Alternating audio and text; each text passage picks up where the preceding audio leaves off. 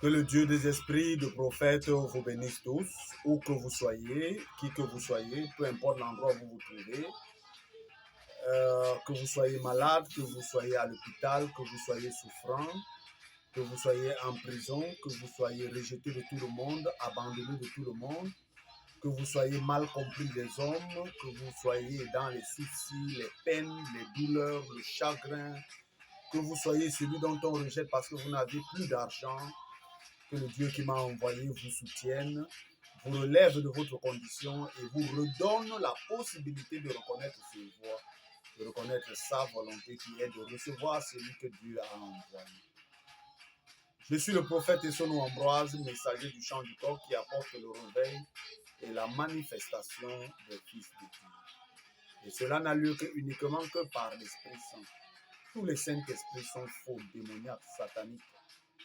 Dieu a laissé cela pour un certain temps parce que la révélation devait venir. Et le mystère qui était caché dans l'Apocalypse 10, ce mystère qui devait être révélé, aujourd'hui, il est révélé et c'est sous vos yeux.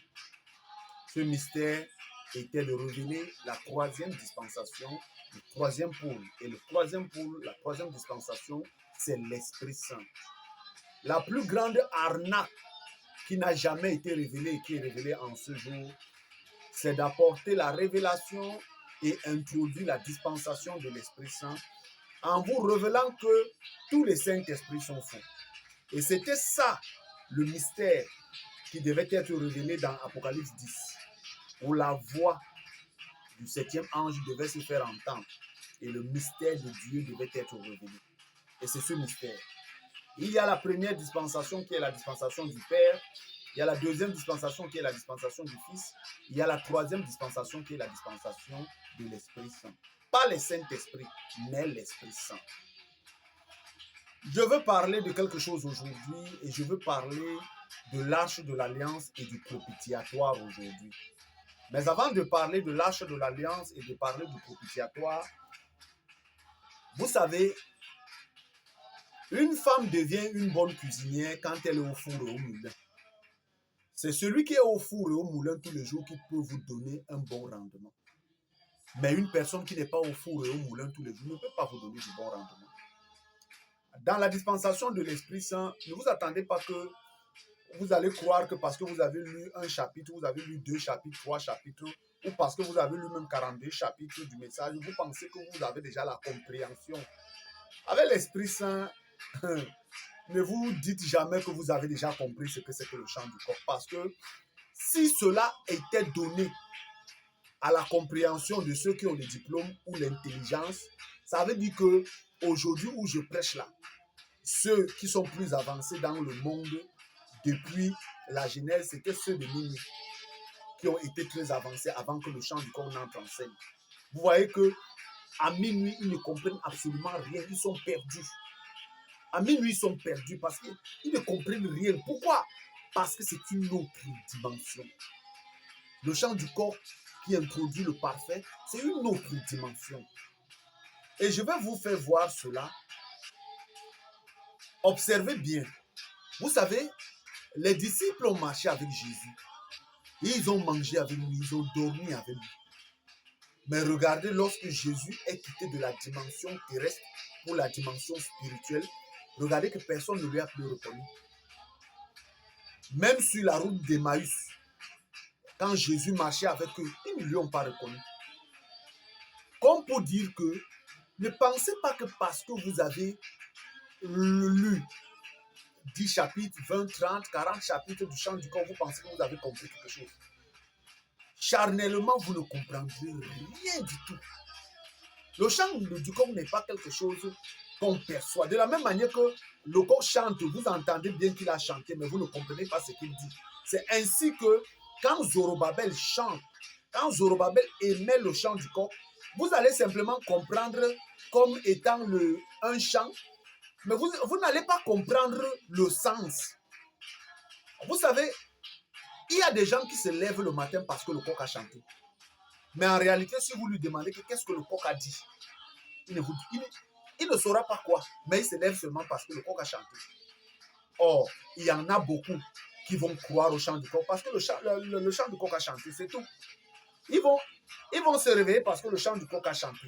Mais lorsque vous allez leur demander qu'est-ce que le chant du coq dit, ils ne comprendront absolument rien. Ils ne pourront pas vous dire ce que le chant du coq dit. Ne vous fiez jamais à l'apparence. Et le jour où vous dites que vous avez compris le chant du coq, c'est le jour-là il faut comprendre que vous êtes perdu d'office. Le jour où vous commencez à dire que vous avez compris le chant du coq, c'est le jour-là où il faut comprendre que vous êtes perdu. Le jour où vous commencez même à dire que je comprends déjà ce que c'est que le chant du coq, c'est le jour-là où vous êtes perdu. C'est-à-dire vous êtes perdu, vous vous amusez même, vous êtes damné. Parce que si quelqu'un pouvait comprendre Dieu, alors les gens ne devaient plus aller en enfer. Dieu, on ne joue pas avec Dieu. Vous voyez? C'est au four et au moulin. Même le message que vous voyez là, quand vous suivez Dieu, vous devez tous les jours rester à la chaleur de la parole. Vous devez rester au feu de la parole. Dès l'instant que vous vous écartez un peu pour aller, je vous dis que comme une nourriture que vous préparez aujourd'hui, vous le laissez là. Vous allez faire 3 jours, vous revenez, vous allez trouver que cette nourriture est remplie des asticots. C'est ainsi que quand vous restez distrait même 2 jours, 3 jours, quand vous revenez là, vous avez cette impression que vous n'avez rien compris. Parce que le chant du coq, ce n'est pas le jeu. Ce n'est pas de la blague, ce n'est pas de l'amusement. Comme la nourriture là que vous voulez conserver, vous devez le conserver à la chaleur de la parole, au feu. Une nourriture, pour la conserver, vous devez la réchauffer tous les jours, tous les jours. Si vous réchauffez une nourriture tous les jours, facilement, cette nourriture peut vous faire 5 jours, une semaine. Si vous conservez une nourriture bien, elle peut même vous faire 1 mois, elle peut même vous faire 2 mois. Mais lorsque vous négligez une nourriture, vous dites, ah, je comprends déjà, c'est même à l'heure là où vous êtes perdu. Et je vois beaucoup, lorsqu'on vous dit que vous devenez ce que vous prêchez, vous ne comprenez pas. Quand vous prêchez le péché, vous deviendrez un pécheur. Quand vous prêchez l'amour, vous serez rempli d'amour.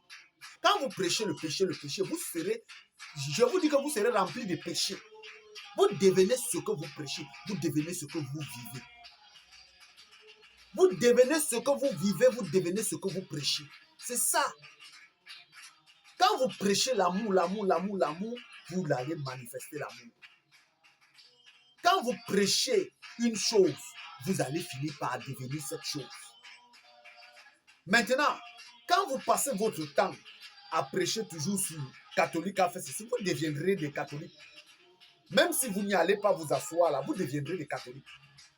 Vous ne pouvez pas rester prêcher musulmans, tout ça, ils sont là, ils savent qui ils sont des damnés, vous ne pouvez rien faire. Vous ne pouvez pas être tous les jours en train de parler de minuit. Non, il faut les laisser dans ce qu'ils sont. Vous ne pouvez pas être tous les jours en train de parler des protestants, branhamistes. Vous n'allez pas les changer. Les damnés vont rester damnés. Quand vous restez, vous prenez votre temps, vous prêchez uniquement sur les branhamistes, vous allez finir par devenir un branhamiste littéraire.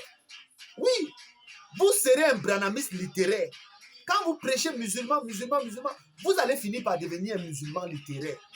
Quand vous prêchez catholique, vous allez finir par devenir un catholique littéraire. Vous ne le saurez pas, mais vous serez un catholique. Vous aurez les pensées catholiques parce que tout ce qui vous attirera, tout ce que vous voulez prêcher, c'est que catholique. Vous allez prêcher contre les protestants, vous allez prêcher. Tous ces gens-là, ils savent dans quoi ils sont. Mais celui qui explique le message de son temps, celui qui est à même de prêcher le message de son temps, c'est celui-là qui entre dans les promesses de son temps. Si vous prêchez catholique tout le temps, vous dites, oh, les catholiques sont du diable, les branhamistes sont du diable, ceux de minuit sont devenus maintenant, ils sont... Si vous passez votre temps à prêcher comme ça, ce n'est pas ça là le chant du corps.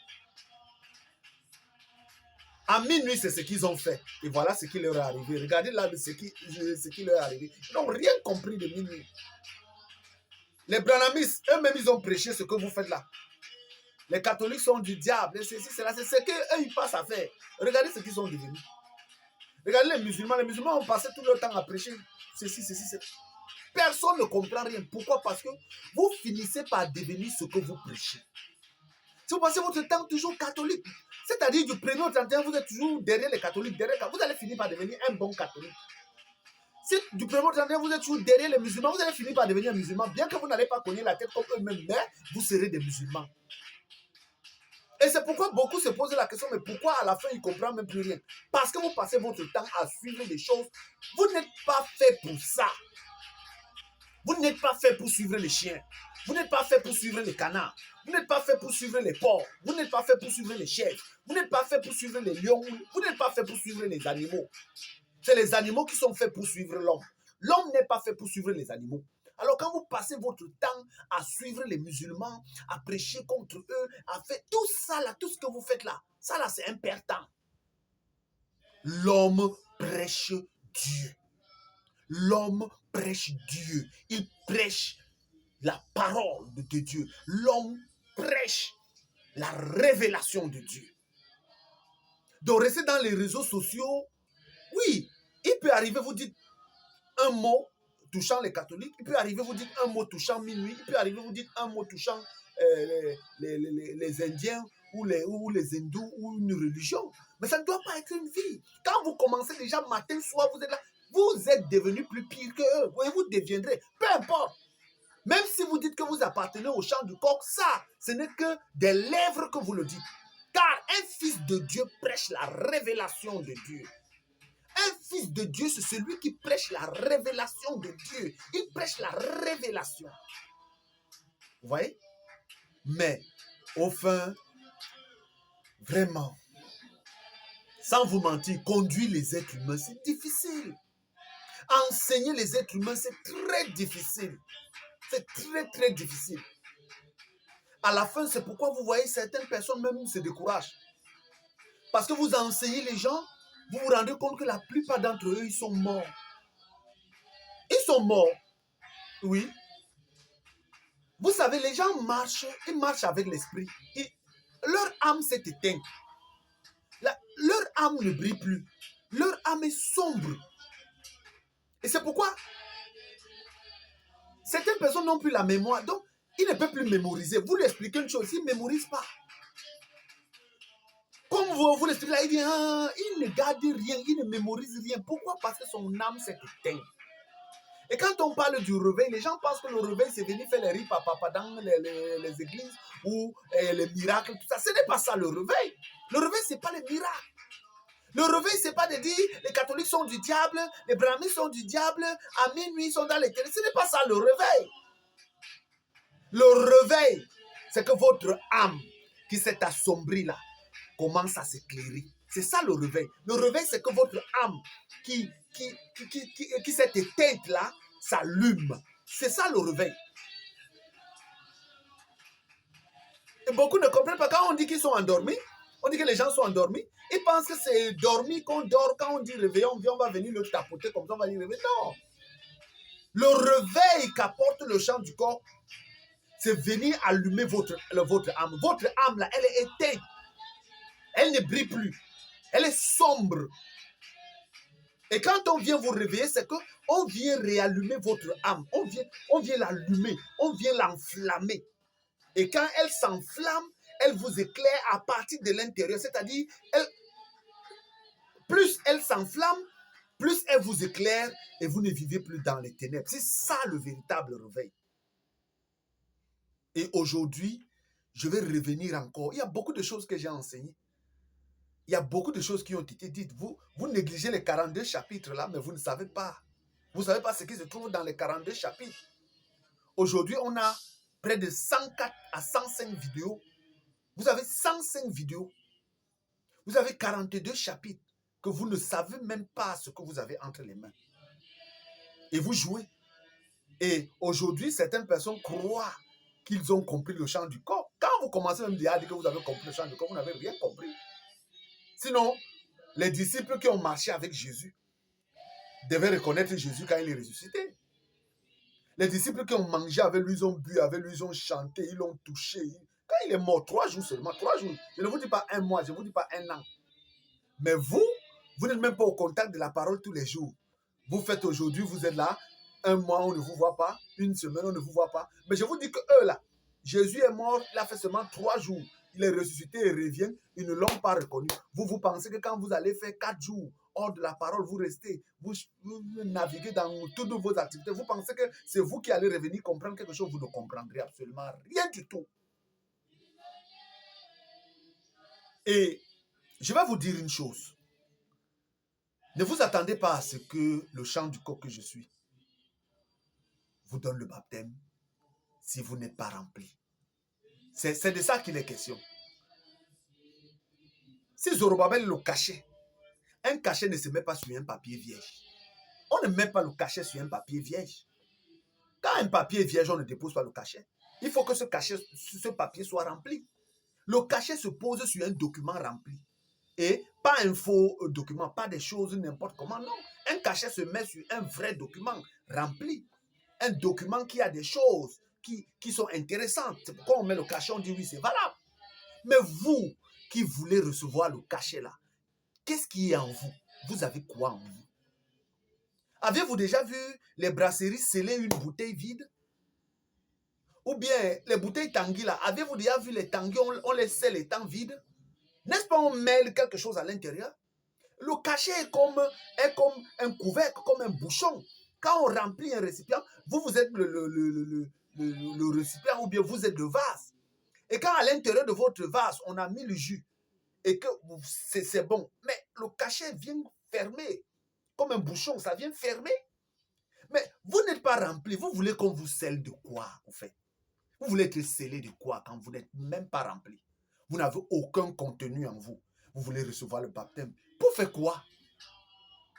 Je ne vous baptiserai pas. Ne vous dérangez pas.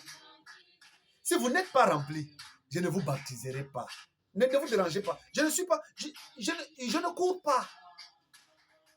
Même si je n'ai pas, j'ai dit que même si je n'ai pas une seule personne, je préfère, au lieu de prendre les œufs pourris, aller donner à Dieu ou présenter au Seigneur, je préfère répartir, me présenter devant lui que moi, je n'ai trouvé personne. Et si lui, il a trouvé quelqu'un, lui-même, il va prendre cette personne. Mais moi, au lieu de prendre des œufs pourris, que même à vue d'œil, je vois les œufs sont pourris, et aller présenter au roi des rois, je préfère encore ne même pas, c'est-à-dire ne même pas présenter une seule personne devant lui. Je préfère aller lui dire que j'ai prêché et moi, je n'ai pas trouvé vraiment quelqu'un qui a été rempli afin que je le scelle. Je vous dis la vérité.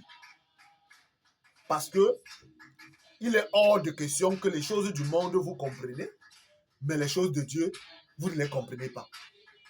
Comment vous pouvez être vivant et vous ne comprenez pas les choses de Dieu? Comment c'est possible? Comment ça peut être possible que vous êtes vivant, vous comprenez les choses du monde, mais vous ne comprenez pas les choses de Dieu? Et vous voulez aller dans le royaume de ce Dieu-là que vous ne comprenez pas ces choses. Alors aujourd'hui, je veux parler de l'arche de l'alliance. Je ne vous parle pas du tabernacle, mais je vous parle de l'arche de l'alliance. L'arche. Et je vais vous parler du propitiatoire aujourd'hui. Le tabernacle, c'est la maison. Ça peut être une maison qu'on construit. Mais à l'intérieur du tabernacle se trouve l'arche. Et à l'intérieur de l'arche se trouve le propitiatoire. Et c'est de ça que je veux parler aujourd'hui. Et je vous l'ai si bien dit dans les derniers chapitres du chant du corps. Je vous l'ai si bien dit que lorsque nous arrivons à la construction de l'arche, il y a eu longueur 2 coudées et demi. Et quand j'ai parlé de 2 mètres et demi, les gens n'ont pas compris pourquoi je parlais. Ils pensaient que je suis en train de parler des coudées. Peut-être que, bon, je ne sais pas ce que c'est qu'un coudé. Je sais que le coudé, c'est du bout du doigt. Du bout du doigt et ici. C'est ça qu'on appelle coudé. Coudé veut dire cette distance. Mais vous voyez qu'on ne peut pas s'appuyer sur les coudées humains parce que tous les êtres humains n'ont pas les mêmes longueurs de coude. Il y a ceux qui ont 45 cm de coude. Il y a ceux qui ont 60 cm de coude. Il y a ceux qui ont 50 cm de coude. Donc, vous ne pouvez pas vous fier sur les coudées là. Voilà pourquoi je n'ai pas voulu m'appuyer sur ça parce que c'est variant. Mais j'ai préféré prendre l'unité de mesure qui est le mètre. Parce que le mètre, il est universel. Le même mètre que j'utilise ici, c'est le même mètre que tout le monde utilise partout. Et j'ai préféré prendre ça comme ça que de prendre les coudées comme on parle. Mais en leur temps, ils avaient l'unité de mesure qui était le coudé, qui était bien définie. Vous voyez? Mais aujourd'hui, on ne peut plus parce que nous avons des géants, nous avons des gens qui sont grands de taille, courts de taille. Il y a ceux qui ont même leur coudé là même c'est 30 centimes. Vous voyez? Et c'est pourquoi j'ai pris cela ainsi. Lorsqu'on parle de la construction de l'arche de l'Alliance a 2 longueurs et 2 largeurs, plus une hauteur. Donc, lorsqu'on parle de l'arche de l'Alliance, sa mesure, elle est rectangulaire. Elle est comment? Elle est rectangulaire avec une hauteur. C'est ainsi l'arche de l'Alliance. Et maintenant, lorsqu'on veut regarder, nous allons voir que la construction de l'arche de l'Alliance ou l'arche de l'Éternel a été fait selon les dimensions. Et nous voyons que la longueur de l'arche est de 2 coudées et demi. Ce qui vient en année, ça fait 2500 ans. C'est-à-dire, il y a eu la construction de la longueur de l'arche de l'Éternel, c'est fait en 2500 ans. Donc, c'est-à-dire, la longueur là, c'est 2 coudées et demi, donc 2500 ans. Et cette construction a commencé depuis la création des étoiles. Depuis le temps de Adam là-bas, la construction des étoiles là-bas et tout le reste, jusqu'où est-ce que cette longueur est arrivée? Cette longueur est arrivée jusqu'à Noé. Écoutez bien. Et pourquoi Noé? Parce que vous allez voir que quand Dieu achève les 2500 années, c'est-à-dire les 2 coudées et demi de longueur, il y a un événement qui marque tous les siècles. Et cet événement est marqué par une déportation. Vous voyez? Par une déportation. Et quand je vais même aller encore plus loin, je vais vous montrer que à partir même de Adam, Adam a vécu une déportation. Il y a eu quelque chose qui s'est passé. Dieu a enlevé Adam d'Eldai. Il a enlevé Adam là-bas pour l'amener au jardin d'Éden. Il y a eu une déportation avec Adam. Adam est quitté d'un lieu. Vous voyez? Pourquoi? Parce qu'il y avait la fin d'une période là-bas. Il y a eu la fin d'une période. Voilà pourquoi Dieu a enlevé Adam de là-bas pour l'amener en Éden. Et à partir de l'endroit où Dieu a enlevé Adam pour l'amener là, jusqu'à Noé, vous allez voir qu'il y a eu, toute cette durée-là, il n'y a pas eu de déportation. Vous ne verrez pas de déportation. Oui, oui. Vous ne verrez pas de déportation. Si oui, qu'ils ont été chassés du jardin d'Éden. Ils ont été chassés du jardin d'Éden. Donc, c'est-à-dire, Adam a été déporté d'un endroit pour le jardin d'Éden. Ensuite, il a été chassé du jardin d'Éden.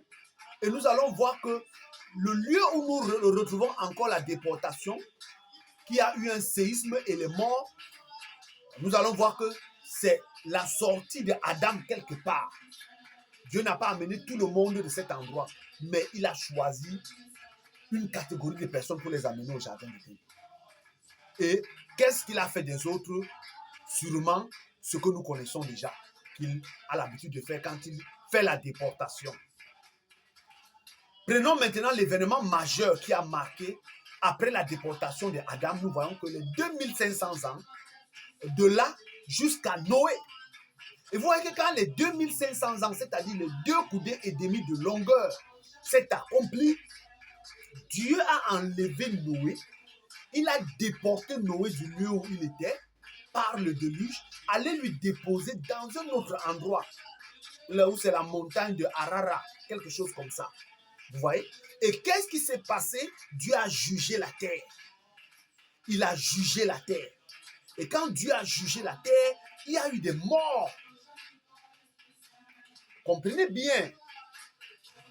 Et les 2 coudées et demi qui sont les 2500 ans, lorsque cela s'est achevé, Dieu a marqué l'achèvement des 2500 ans par un jugement et par une déportation.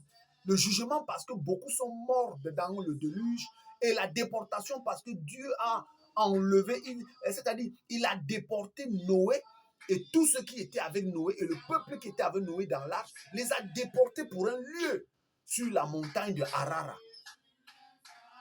Et nous voyons que ça là, c'était la longueur de 2500 années de 2 coudées et demi de longueur de la construction de l'arche de l'alliance de Dieu. Et nous voyons maintenant que quand cela s'est achevé et que Dieu a fait la déportation et le jugement, Dieu ne s'est pas arrêté là. Il y a eu maintenant une largeur.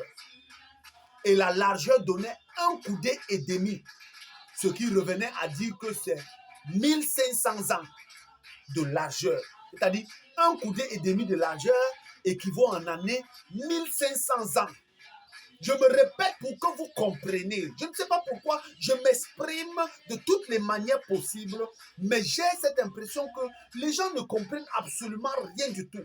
Vous prenez le temps d'aller prêcher les histoires catholiques, des baptistes, des minuit, tout ça. Laissez toutes ces choses. Prêchez la révélation de votre temps. Vous devez savoir d'où vous venez, où est-ce que vous allez et qui êtes-vous. C'est ce que vous devez chercher à savoir.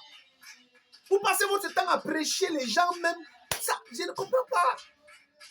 Il y a tellement de choses à prêcher, il y a tellement de choses à comprendre, il y a tellement même de choses à vivre. Pourquoi vos cerveaux sont bornés à s'arrêter sur un seul endroit alors que vous avez tellement de choses à dire, tellement de choses à prêcher, tellement de choses à connaître? L'univers est vaste. Dieu est rempli de tellement de révélations que vous n'avez que quelques années où vous devez vraiment courir vers les multiples révélations. Vous êtes toujours borné à catholique a fait, baptiste a fait, chinois a fait, shintoïste a fait, bouddhiste a fait. Laissez ces gens-là. Les fils de Dieu sortiront. L'esprit fait le travail. Prêchez la révélation. Comme je suis en train de prêcher là. Je prêche la révélation. Je peux prêcher comme ça là du 1er au 31 sans même citer le nom des baptistes, pentecôtistes, branhamistes. Je ne suis pas venu pour eux. Lorsque l'Esprit Saint viendra, il vous conduira dans toute la vérité. Il vous rappellera ce que Jésus a dit. Il vous enseignera de nouvelles choses. Il prendra de ce qui est à Jésus et il vous l'annoncera. Il glorifiera le Seigneur. Oh, peuple au cou raide, qui de vous dira que Dieu ne vous a pas aimé? En entendant ces choses, qui de vous dira que Dieu ne vous a pas aimé? Et nous voyons que la largeur de l'arche de l'alliance, c'est 1 coudée et demi, qui équivaut en année 1500 ans, qui quitte à partir de la fin du déluge jusqu'au moment où Israël sort de l'Égypte. Oui, à partir de la fin du déluge jusqu'à ce que Israël doit sortir de l'Égypte, ça faisait 1500 ans. C'est ça qui faisait la largeur. Écoutez bien. C'est ça qui faisait quoi? La largeur. Et les 1500 ans là, lorsque cela s'est achevé, Dieu a marqué cela d'un jugement et de quoi? D'une déportation. Nous voyons que Moïse s'est déporté avec toujours un peuple. C'est pourquoi, lorsque vous entendez que Noé, ce n'est que lui et sa famille, non, laissez ça. Il y avait ceux qui ont travaillé l'arche, ceux qui ont construit l'arche, ils étaient nombreux. Noé avait un peuple. Dans l'arche, il y avait un peuple. Noé avait les peuples dans l'arche, il y avait les gens. C'est parce que les Hébreux aiment raconter rien que leur histoire. Ils aiment seulement raconter leur... Il y avait des gens. Ceux qui ont construit l'arche là, ça avait 3 niveaux. Hein. Ça avait le bas, ça avait en haut, ça avait 3 compartiments. L'arche avait 3 compartiments. Vous pensez que c'est Noé, sa femme et ses enfants qui ont conçu les 3 compartiments-là? Vous savez même la main d'œuvre qu'il fallait en ce temps-là pour construire ce genre de choses? Vous savez combien de personnes il fallait pour construire en ce temps-là? Combien de personnes il fallait pour construire ça? Ils étaient nombreux. Comme Moïse en se déportant à la fin. Et vous voyez toujours que chaque fin, c'est-à-dire 2500 ans, vous voyez que Noé s'est déporté. 1500 ans jusqu'à la sortie d'Israël de l'Égypte. Vous voyez que quand ils sont sortis, ils étaient nombreux. Et qu'est-ce que Dieu a fait? Dieu a jugé l'Égypte.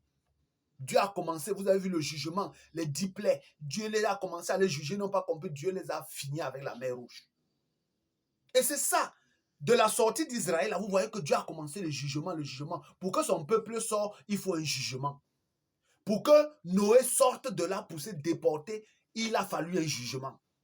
Et pour que Moïse sorte avec le peuple pour aller à la terre promise, il a fallu un jugement. Vous voyez? La terre a été frappée. L'Égypte a été frappée. Et Moïse est sorti après les 1500 ans de la largeur. Et maintenant, nous allons voir que cela ne s'est pas arrêté là, dans l'arche de la construction de l'arche de l'Alliance. Il y a eu encore un coudée et demi, qui équivaut toujours en année 1500 ans de hauteur. C'est-à-dire un coudée et demi de hauteur. Ce n'était plus longueur, ce n'était plus largeur, mais un coudée et demi de hauteur. C'est-à-dire, quand on parle de la hauteur, c'est du bas vers le haut. Mais quand on parle de la longueur, on trace en bas. On parle de largeur, on trace en bas. Ça veut dire que c'est le mur qui va du bas. Mais quand on parle déjà de la hauteur, ça veut dire que ça quitte du bas pour le haut. Et vous allez remarquer comment ça se fait. Mais maintenant, de la sortie d'Israël de l'Égypte jusqu'à Jésus, cela faisait les 1500 ans de hauteur. Ça veut dire que leur événement ne devait plus rester sur la terre, mais l'événement devait être quoi? En hauteur. Et nous voyons que quand les 1500 ans de hauteur sont achevés, Jésus ressuscité, il a porté tous les élus. Il est parti délivrer ceux qui étaient là-bas. Il les a délivrés. Qu'est-ce qu'il a fait? Il est monté en hauteur. Il ne pouvait plus rester. Pourquoi? Parce que c'est la hauteur, c'est-à-dire c'est la montée. Pourquoi vous ne comprenez pas mon langage? Pourquoi vous êtes difficile? Pourquoi vous ne vous consacrez pas à la parole de votre temps? Alors que cela vous est expliqué là clairement. La hauteur, quand on dit hauteur, ça veut dire monter. Après les 1 coudée et demi de hauteur, Jésus est monté. Jésus ne pouvait plus rester au sol parce que son ministère devait monter avec les élus. Et Jésus ne pouvait pas monter seul. Oh!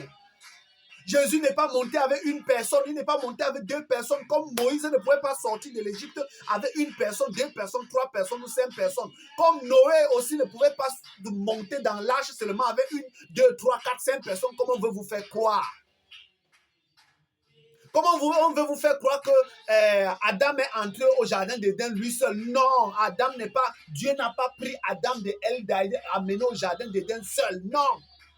Il y a eu quelque chose qui s'est passé là-bas toujours. Dieu a jugé ces gens-là. Il les a jugés et il a déporté une catégorie de personnes. Il les a amenés à Éden. Je vous dis la vérité. C'est ça la vérité. C'est la pure vérité qui existe. Et c'est devant vous. C'est tracé là devant vous. Il n'y a que le champ du corps pour venir vous définir cela. Quand on vous dit 1 coudée et demi de hauteur, quand cela s'est achevé, Jésus a pris la hauteur, c'est-à-dire il a pris les élus. Ce n'était pas 8 personnes, ce n'était pas 10. Tous les élus depuis l'Ancien Testament, Jésus les a tous pris, les a rassemblés, il est parti avec eux. Et la terre a été jugée. On ne vous dit pas. Il y a eu des vibrations terrestres. Il y a eu des tremblements de terre d'une envergure pas possible, où la terre dans certains endroits se fendait et engloutissait les gens. Oui, je vous dis la vérité. Et vous allez voir qu'à la mort de Jésus, le jugement a commencé, les ténèbres sur toute la face de la terre, tout ça. C'est la même chose qui s'est passée au temps de Moïse, quand Moïse devait sortir le peuple. Quand Moïse devait sortir le peuple, il y a eu des jugements. Avant que Noé ne fasse sortir le peuple, les géants s'entretuaient entre eux. Les géants là, ils s'entretuaient. Il y avait des guerres, ils s'entretuaient. Oui, il y avait déjà des signes qui annonçaient que Dieu devait juger, devait détruire. Donc Noé n'a pas pris que 8 personnes. Il n'était pas seulement 8, non. Comme lorsque Moïse est sorti après les 1500 ans, ce n'était pas seulement avec 8 personnes. Noé n'est pas sorti seulement avec 8 personnes. Comme Jésus n'est pas monté. Jésus, pourquoi il monte? Parce qu'on parle de la hauteur. Et la hauteur, c'est du bas vers le haut. Or, la largeur, c'est toujours en bas. La longueur, c'est toujours en bas. Mais quand on dit hauteur, c'est du bas vers le haut. Vous voyez? On prend la hauteur du bas vers le haut. Alors, il fallait monter. Jésus, lui, il est monté avec les élus qu'il a pris. Vous voyez? Il est allé les délivrer là-bas. Il est monté avec eux. C'est pourquoi on parle de la hauteur. Comprenez bien ce que c'est que la révélation de votre temps. Il faut le comprendre clairement une fois pour toutes. Il n'y avait pas que 8 personnes dans l'arche. Je vous dis que l'arche avait 3 compartiments. Ça veut dire qu'un compartiment, un deuxième compartiment en haut, un troisième compartiment en haut. Et l'arche n'était pas un petit truc de 2 mètres. Non, l'arche était vaste. Il y avait un peuple nombreux là que Noé a sauvé. Comprenez-le bien. Vous pensez que c'est Noé et sa famille qui ont construit l'arche? Vous pensez que Noé et ses 3 enfants et sa femme, c'est eux qui ont construit l'arche? Dieu avait préparé les gens pour construire cette arche. Et vous pensez que si Dieu les avait préparés pour construire l'arche, ces gens-là sont morts dans le déluge? Donc eux, en construisant l'arche, ils ne savaient pas pourquoi ils construisent l'arche. Vous pouvez aller construire l'arche sans savoir pourquoi vous construisez cette arche-là. Ils ont appris ça où? Alors que c'est Dieu qui les avait préparés pour ça. Eux, alors, ils sont partis où? Puisque ce n'est que Noé comme vous dites. C'est la même chose quand vous parlez d'Adam. On vous parle seulement de la famille de Ève. On vous parle seulement de la famille de Ève, mais on ne vous parle pas de la famille des autres. C'est comme lorsque vous arrivez au temps de Seth. Seth là, Sem, Cham et Japheth. Où est l'histoire de Cham? Où est l'histoire de Japheth? Pourquoi ce n'est que l'histoire Abraham, c'est le petit-fils de Sem?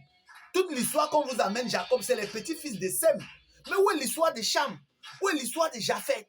C'est la même chose qu'on vous dit que ce n'est que l'histoire de Ève qu'on a racontée. C'est l'histoire seulement de Ève. Mais on n'a pas raconté l'histoire des autres qui étaient là-bas au jardin d'Éden. On n'a pas raconté ça. Vous voyez? Et c'est cela. Et maintenant, vous voyez que la construction de l'arche, il y a la longueur, 2 coudées et demi de longueur, qui équivaut en année 2500 ans. Depuis Adam qui a été déporté de là où il était pour Éden jusqu'à Noé. Il y a eu 2500 ans.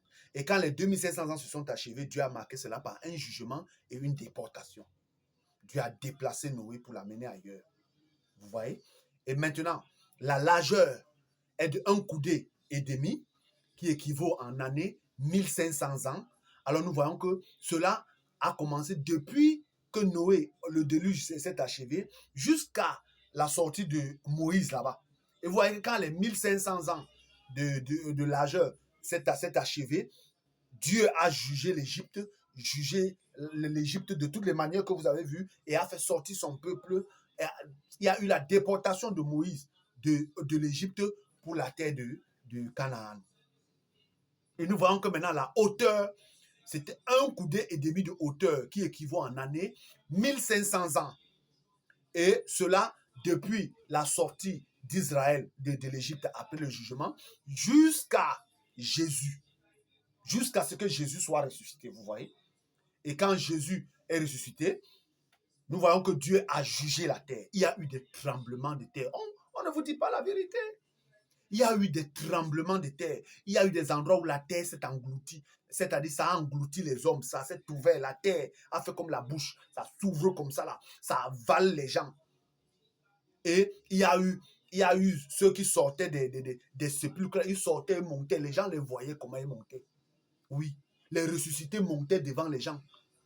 Je vous dis que les ressuscités montaient devant les gens comme ça. Les gens ont vécu des phénomènes. Après la résurrection de Jésus, quand Jésus montait là, après la résurrection de Jésus, toute la période que Jésus a fait sur la terre, apparaissant à gauche, à droite, je vous dis que les gens ressuscitaient, les morts ressuscitaient, ils apparaissaient aux gens, ils montaient, et vous voyez les gens monter. Comment? Il y a eu un événement très marquant. Et Dieu marque toujours la fin de chaque construction. Et là, on parle de l'arche de l'alliance. Maintenant, vous voyez que quand on parle de la construction de l'arche de l'alliance, vous avez une longueur, vous avez une largeur, vous avez une hauteur.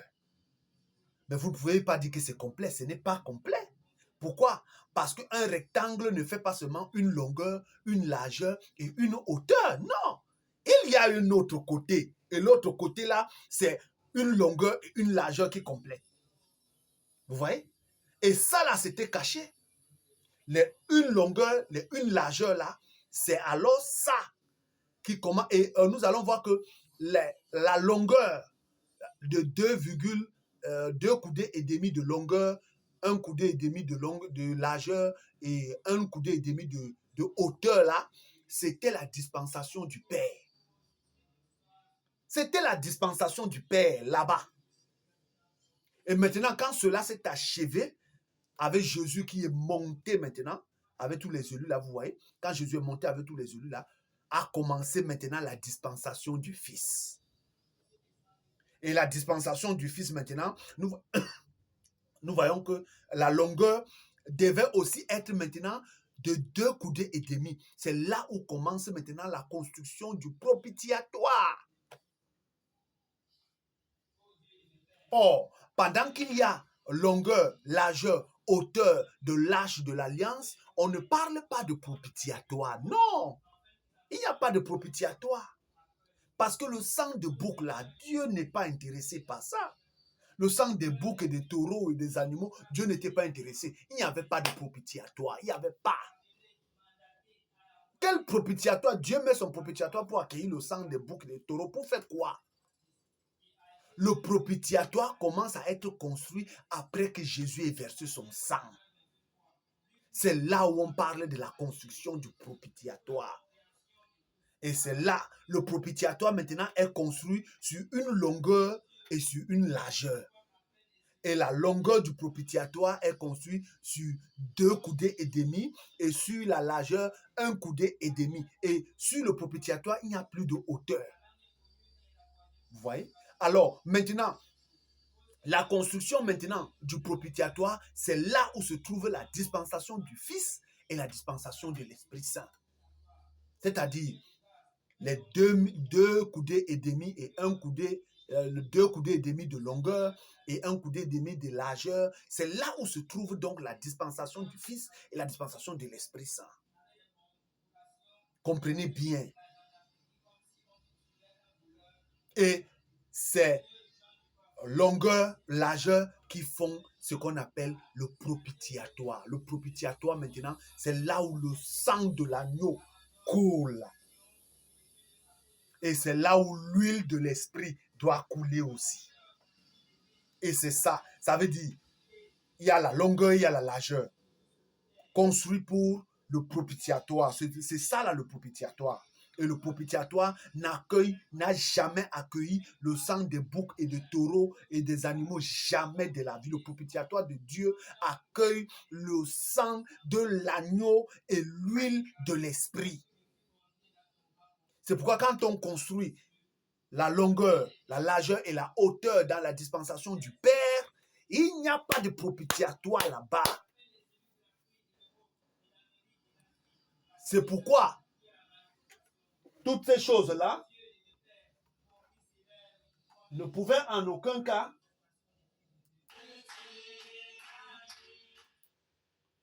c'est pourquoi toutes ces choses-là ne pouvaient en aucun cas ça ne pouvait en aucun cas purifier les hommes. Non. C'était là en attendant. Pourquoi? Parce qu'il n'y avait pas de propitiatoire. Qui devait intercéder pour eux? Non. C'est pourquoi toute la dispensation du Père a attendu d'abord que le propitiatoire soit mis en place pour que eux puissent hériter leur promesse. Pour qu'eux ils puissent hériter, il fallait que le propitiatoire soit mis en place. Donc, le propitiatoire n'était pas fait pour le sang des boucs, des taureaux et des animaux. Non, le propitiatoire était fait pour le sang de l'agneau et l'huile de l'esprit. Et maintenant donc, dès l'instant que Jésus verse donc son sang, alors c'est là, c'est-à-dire la dispensation du Fils a commencé quand Jésus est venu. Quand il est donc venu, le propitiatoire a commencé à être construit. Voilà pourquoi Jean est allé laver l'agneau. Vous ne pouvez pas commencer à laver l'agneau et que le propitiatoire n'a pas commencé à être construit. Parce que le sang de l'agneau ne devait pas se verser au sol, mais sur le propitiatoire. Vous voyez?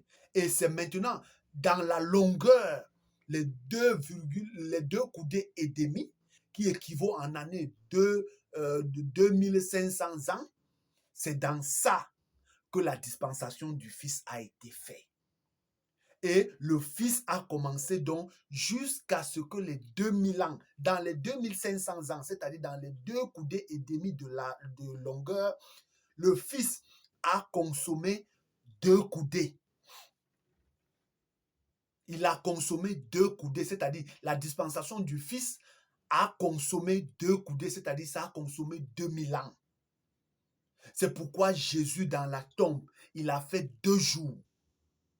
Il a fait 2 jours dans la tombe. Le 3e jour, il ne pouvait plus rester. Il est ressuscité. Voilà les 3 jours qui accomplissent le propitiatoire. Le premier jour, le premier millénaire. 2e jour, 2e millénaire. Le 3e jour, c'est le 3e millénaire qui suit. Et ce millénaire-là, maintenant, s'accomplit selon la dispensation de l'Esprit Saint maintenant. Vous voyez? Le 3e jour ne reste plus sur la base du millénaire, mais ça s'accomplit au fil des années. On ne sait pas jusqu'à quand est-ce que cela va finir, mais cela est marqué dans la construction du propitiatoire.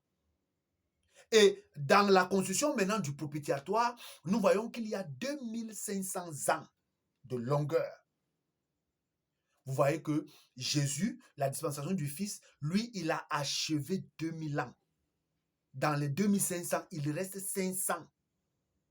Et c'est là où Zorobabel maintenant entre en 2024 maintenant pour introduire la dispensation de l'Esprit Saint afin que l'huile soit versée sur le propitiatoire. Donc on ne peut pas verser en même temps le sang et on verse en même temps l'huile. Non, c'est impossible.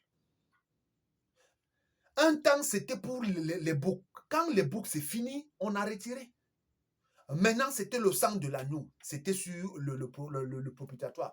Quand le sang de l'agneau a fini son travail, on retire. Et maintenant, entre en scène l'huile de l'esprit.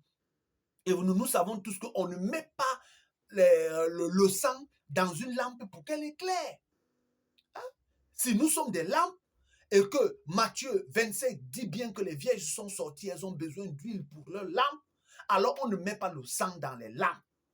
Jamais. Voilà pourquoi l'agneau, Matthieu 25, 6, ne pouvait pas mettre le sang. Ça, c'est impossible. Ils ont voulu avancer avec le sang dans leur lampe. Ça ne peut pas donner. Dieu ne pouvait pas leur donner l'esprit parce que ici, ils ne peuvent pas prendre le sang et l'huile pour mélanger. Non, ça là, Dieu ne peut pas faire. Voilà pourquoi Dieu ne leur a pas donné l'esprit quand ils sont montés à la chambre haute. C'est compréhensif. La dispensation de l'agneau veut conduire les gens avec les lampes alors qu'eux, ils ont que le sang. Comment l'agneau peut être l'huile pour mettre dans les lampes? Non, l'agneau a versé le sang. Et le sang de l'agneau ne peut pas allumer les lampes. Alors il faut que l'agneau quitte la scène et que l'Esprit Saint entre en scène avec l'huile pour allumer les lampes. Et c'est ça en 2024. Alors, les 2 coudées et demi de longueur qui font en année 2500 ans, quand cela va s'achever, Dieu va marquer les 2500 ans par un événement de déportation. Et cet événement de déportation, c'est ça l'enlèvement des nations. Dieu va marquer, il va juger la terre. Dieu va juger la terre. Il y aura un jugement terrible. Dieu va porter les nations, il va les enlever. Il va prendre même le diable, il va le sceller pour 1000 ans. Je vous dis que quand les 2500 ans vont s'achever, exactement comme les 2500 ans se sont achevés, Dieu a jugé la terre par les eaux avec Noé et a déporté Noé pour un lieu. Quand les 1500 ans de largeur se sont accomplis, Dieu a jugé l'Égypte en déportant Moïse d'un lieu à un autre lieu. Et quand les 1500 ans de hauteur sont accomplis, Dieu a jugé la terre en enlevant Jésus et les élus, tout, pour les faire monter dans les cieux. Ainsi aussi, quand les 2500 ans vont s'achever, Dieu jugera la terre et manifestera l'enlèvement des nations. Et le jugement sera remis aux élus. Le jugement qui est remis aux élus ne commence pas là-bas. Ça commence ici, là, maintenant. Lorsque les élus ont été purifiés, blanchis et affinés, lorsque minuit vient dire que purifié, blanchi et affiné, ça n'a pas commencé à minuit. Ça a commencé avec Jésus là-bas.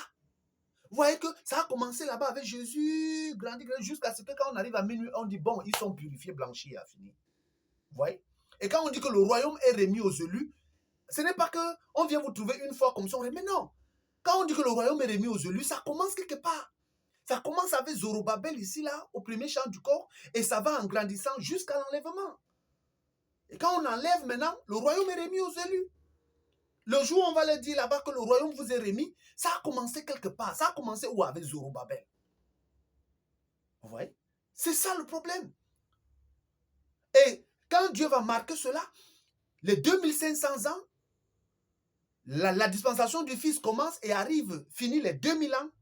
Le 21 juin 2024, s'est achevé les 2000 ans.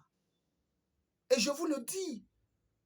Et c'est le 21 juin, vendredi 2024, que Dieu fait la rencontre d'un homme sur la terre, selon la prophétie et les visions de William Marion Branham concernant le troisième pôle, où l'ange dit à Branham, je te rencontrerai là-dedans. Et ce serait le troisième pôle, ce serait un secret. Loin de la face, loin des démonstrations publiques. Et vous observez cela depuis un an aujourd'hui. C'est loin des démonstrations publiques. Vous voyez? Et c'est cela. Et William Marion Branham n'a pas accompli ça là de son vivant. Le troisième pôle, qui s'accomplit dans la petite construction carrée de 3,65 mètres de large sur 6 mètres de long, s'est accompli avec moi. Le 21 juin, vendredi dans la nuit 2024, à l'est du Cameroun, vers la trajectoire de l'Orient, je vous le dis. Et le 24 décembre 2022 a été introduit la justice des siècles. Il faut bien comprendre cela. Et quand on vient maintenant, on vous dit que la vision et le prophète est scellé, mais les gens ne comprennent pas. Lorsque les gens vont venir vous dire qu'ils vont encore essayer, vont voir des visions de gauche à droite, ça là, vous ne comprenez pas. On vous dit que la vision et le prophète ont été scellés, mais vous ne comprenez pas. Comment Dieu peut dire que la vision et le prophète ont été scellés et les gens viennent vous dire que j'ai vu ceci, ils viennent vous prêcher selon les visions et tout, et vous restez là, vous dormez. Mais c'est ceux qui vont se faire tromper qui se feront anarquer. Mais si votre âme est précieuse, vous n'allez pas jouer avec. Et vous voyez que la construction du propitiatoire, c'est dans la construction maintenant du propitiatoire où se trouve la dispensation du Fils. Et dans les 2500 ans, le Fils, lui, il consomme 2000 ans. Vous voyez qu'il y a un 500 ans là qui reste. Et ça là, c'est pour les nations. Les 2500 ans là, ça concerne les nations. Je vous dis, ça concerne les nations, les 2500 ans de propitiation, ça concerne les nations. Parce qu'Israël a refusé. Et les nations, eux, ils y sont. 2500 ans a été donné aux nations. C'est ça, les une semaine des nations. C'est les une semaine des nations qui font 2500 années. Comprenez ça bien. Et c'est les les une semaine des nations qui font 2500 années, c'est là où vous trouvez que la dispensation du Fils aussi entre dedans, fait ses 2000 ans, et les 500 ans est introduit la dispensation de l'Esprit Saint après les 2000 ans. Et dès que la dispensation de l'Esprit Saint est introduite, alors elle va, et quand les 500 ans s'achèvent, les nations vont à l'enlèvement. Dieu juge la terre et il va tellement faire des choses. Et il va même prendre Satan, aller l'enfermer pour 1000 ans. Et les élus seront là, ils vont régner. Les trônes seront dressés, ils vont régner avec le Christ. Pendant ce temps, sur la terre, tout sera, c'est-à-dire le diable sera enchaîné pour un certain temps, pour ces 1000 ans-là. Et c'est ça qu'on appelle la première résurrection. C'est ça la première résurrection. Quand les 2500 ans vont s'achever, la première résurrection aura lieu. C'est ça l'enlèvement. Et ils vont régner avec lui là-bas 1000 ans. Et sur la terre, il y aura, parce que le diable sera enchaîné pour 1000 ans. Et sur la terre, ils seront là, ils seront là. Quand les 1000 ans vont s'achever, le diable sera détaché. Et il ira encore séduire les gens sur la terre pour aller maintenant faire la guerre à qui? À Israël. Au peuple juif, il ira les faire la guerre. Et c'est là où le propitiatoire maintenant va aller s'achever avec les deux témoins. Oui, oui, avec les deux témoins. Et c'est après l'enlèvement qu'Israël maintenant vit sa dernière semaine. Oui, Israël vivra sa dernière semaine. Israël n'a jamais vécu sa dernière semaine, non. On vous dit que Jésus a vécu 3 ans et demi sur le dernier, sur la 70e semaine. Non, non, c'est pas ça.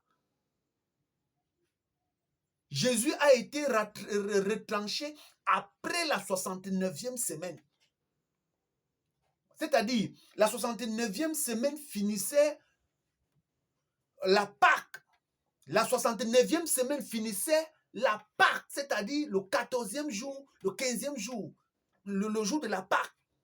La 69e semaine finissait l'année où la Pâque a eu lieu, le 14e jour du premier mois. Et Jésus fut arrêté cette nuit-là. Comprenez, c'est le jour-là où comme cela s'est achevé, bam!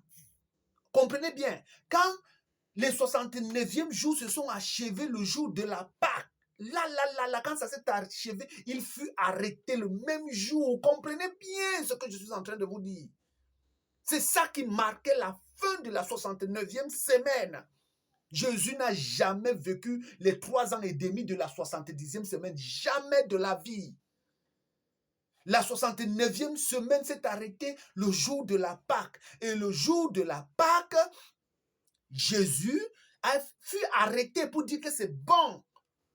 Et il fut crucifié après la 69e semaine. C'est-à-dire, du 14e jour, Jésus fut crucifié le 18e, c'est-à-dire, oui, il fut crucifié le 18e jour à 9 h du matin là-bas et il fut ressuscité le 21e jour.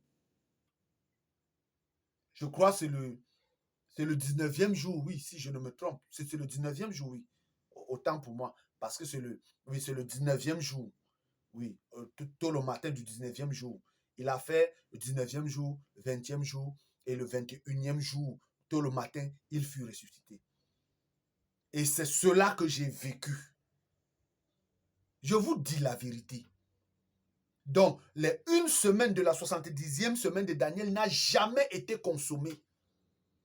Ça n'a jamais été consommé. Et une semaine de la 70e semaine, c'est celle-là que vous trouvez dans Apocalypse 11. Les 42 mois qui ont été donnés aux nations, c'est ça que vous trouvez. Les une semaine une semaine de juillet, ils vont la vivre dans les 1 coudée et demi de largeur qui vont rester après l'enlèvement. Les 1 coudée et demi de largeur qui font 1500 ans, c'est ça les une semaine qui reste à Israël. Et dans ces une semaine, Dieu donne 42 mois qui font 3 ans et demi. Dieu donne 42 mois aux nations et il donne 1260 jours à Israël. Pourquoi vous ne comprenez pas cela? Voilà la vérité. Voilà la vérité. Et les 42 mois qui sont donnés aux nations, c'est pour piétiner le lieu saint. Piétiner, piétiner, piétiner, piétiner.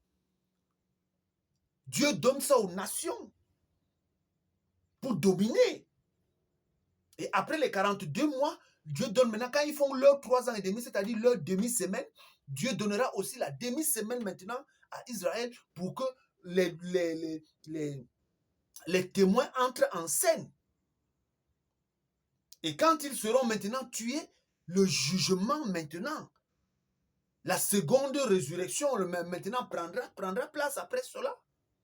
C'est ça la construction de l'arche de l'alliance.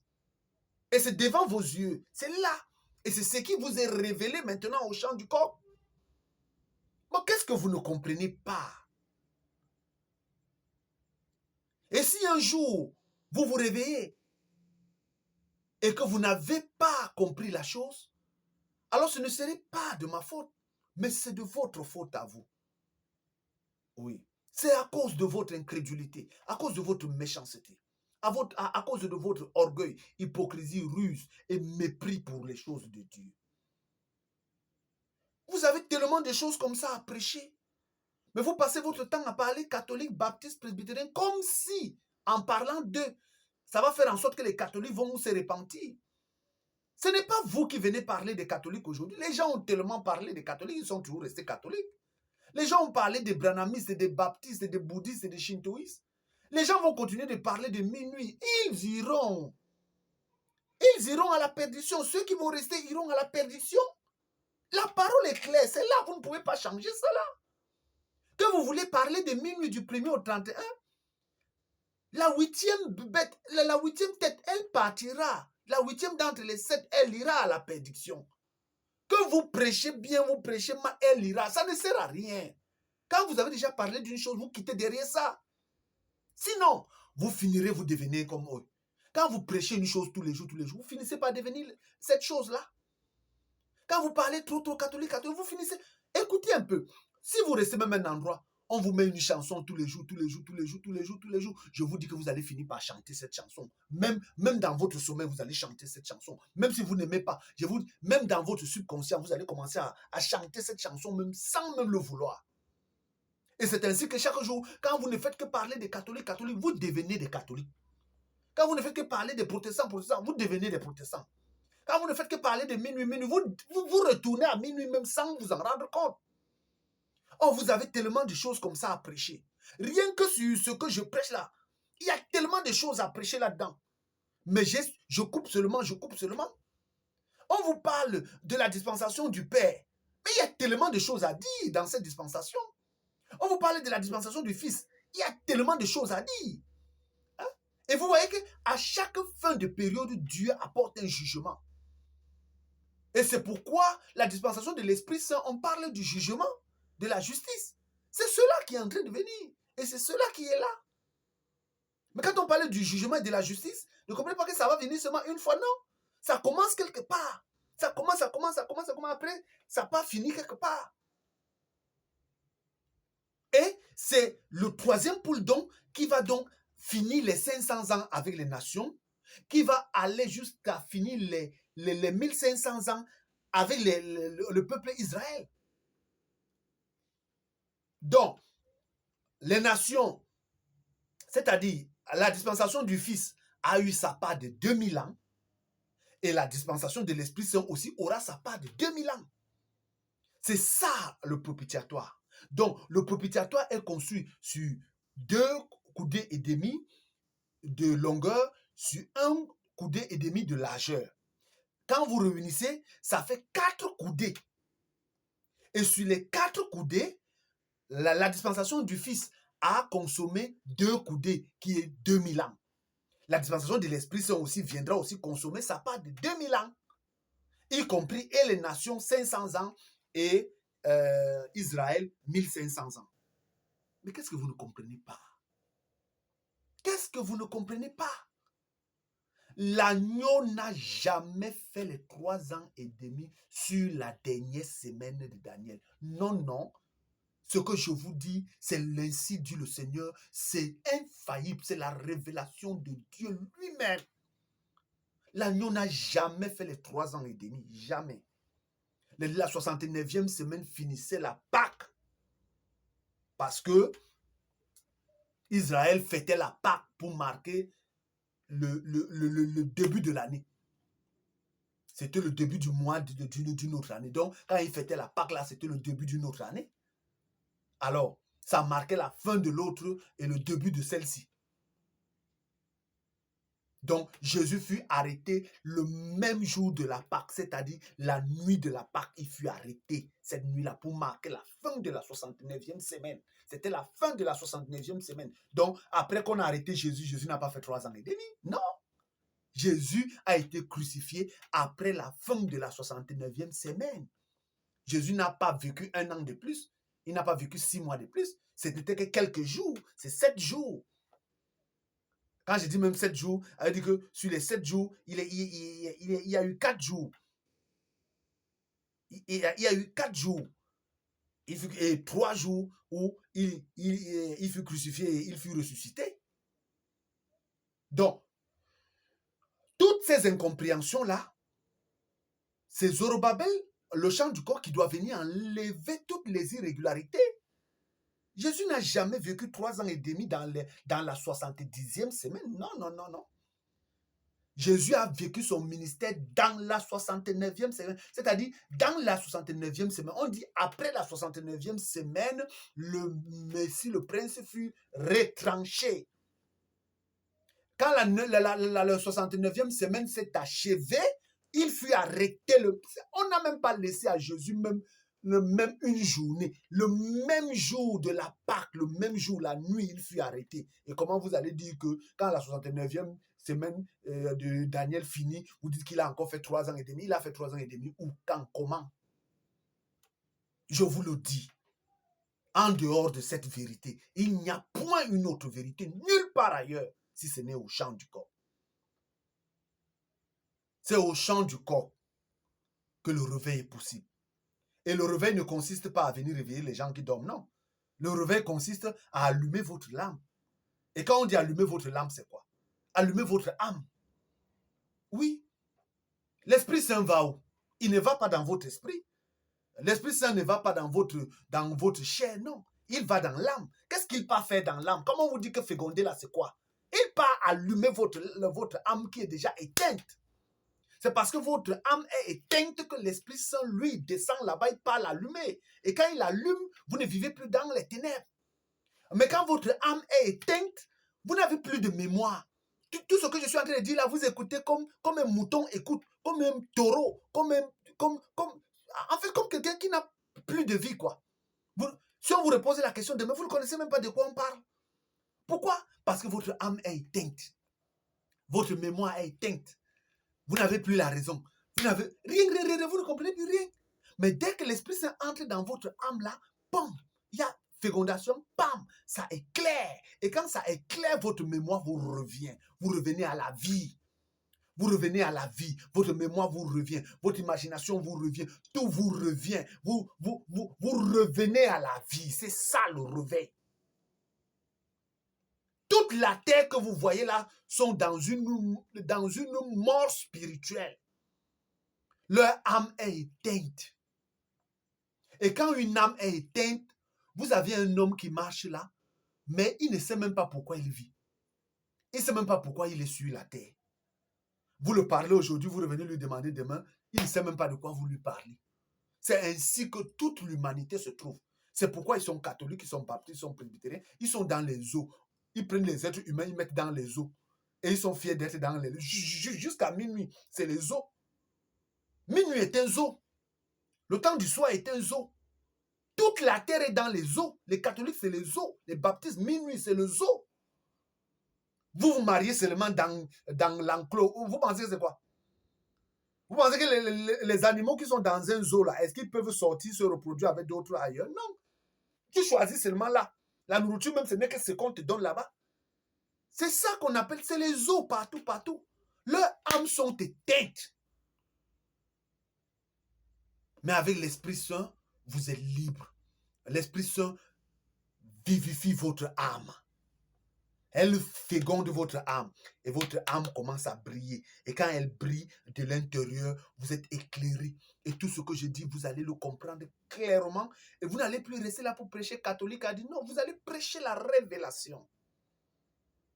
Ne pensez pas que le fait de dire les catholiques sont du diable, oh les catholiques ne vont pas aller au ciel, vous pensez que c'est ça la révélation. Ce n'est pas ça la révélation. Ce que je suis en train de vous prêcher là, c'est ça la révélation. Et dans ça, vous pouvez prêcher ça plus de 1000 ans, ça ne finit pas. Si on vous demande même seulement de commencer à prêcher seulement la dispensation du Père, on peut vous donner 1000 ans de vie, vous n'allez jamais finir de prêcher rien que la dispensation du Père. On vous demande de prêcher la dispensation du Fils, on vous donne même 5000 ans, vous n'allez jamais prêcher la dispensation du Fils. Fini. Là, et je vous dis que c'est là, c'est dans ça que les prophètes qui viendront après moi, ils prêcheront. Ils prêcheront la dispensation du Père, ils prêcheront la dispensation du Fils, ils prêcheront la dispensation de l'Esprit Saint. Oui, ils vous feront voir des choses dans la dispensation du Père, ils vous feront voir des choses dans la dispensation du Fils, ils vous prêcheront maintenant l'Esprit Saint, la dispensation de l'Esprit Saint. Et tous ceux qui viendront, leur base seront la dispensation de l'Esprit Saint. Parce que là, vous avez tellement de révélations. Ce que je même déjà donné là, je vous dis, vous prêchez ça même 1 milliard d'années, vous n'allez pas finir. Mais je suis étonné comment les gens, ils écoutent ça, mais ils ne prêchent pas la révélation. Ils vont, les catholiques sont du diable, les brahmins sont du diable. Ils passent tout leur temps à prêcher dans les réseaux sociaux des choses comme ça. Là. Pour faire quoi? Et vous pensez que c'est ça là qui vous dites, on est avec le chant du corps. Vous pensez que c'est ça là qui va vous faire entrer? Ne vous trompez pas. Je ne suis pas dans ça. Je ne suis pas venu pour que vous me flattez ou vous pensez que c'est ça là qui fait. Non, c'est pas ça. Alors, que celui qui a des oreilles, qu'il entende ce que l'Esprit dit. Que Dieu vous bénisse.